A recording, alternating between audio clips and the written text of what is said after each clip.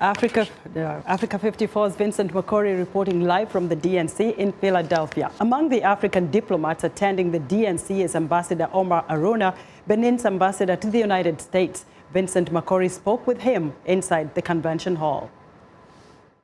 You're an ambassador from an African country, Benin. I have seen that there are more black people in this particular convention. Why do you think black people in America, but also Africans, tend to be attracted to the Democratic Party? Well, I think it's about the ideals of this party, for that matter. You know, when you hear the rhetoric from the other side, it's not as inclusive as what you hear from the this side.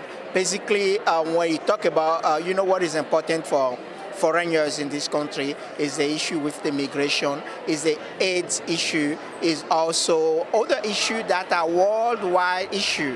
And when you hear the rhetoric from the Republican, where the tendency is introspective, like to go back into the U.S.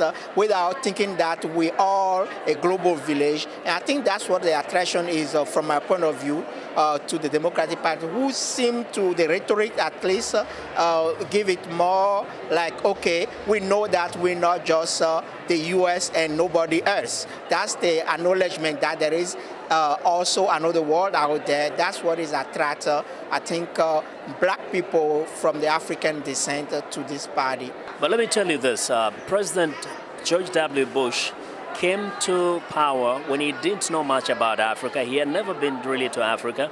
And as a Republican president, many people say he did far more for the continent of Africa than President Barack Obama, who is a Democrat and a black person with origins in Africa. And I agree. That's not the, I mean, each individual comes to power with their own agenda. However, when you take the party as a whole, the rhetoric, and I said that earlier, the rhetoric is not what is attractive. Yes, I agree. As a matter of fact, some years ago, a few years into Obama's presidency, I tweet something. I say, I miss George Bush. Because we know that when George was there, he put PEPFAR together, the PMI, MCC. Those are basically policies and the aid package that was very helpful to Africa.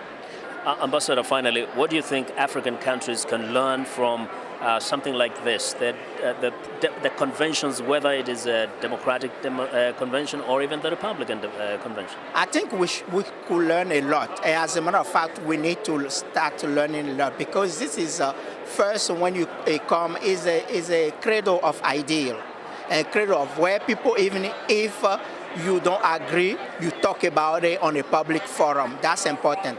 Second is a process where you use to designate your candidates, and that's also important. And when you have a convention such as this, is basically bring together people from the same party, and they come around an idea, not a person necessarily, but an idea, a platform. You see, when you look at, you go into those rule committees, when they're fighting to put the agenda of the party on the on the plate for the next 4 years, you are amazed that this is not about people.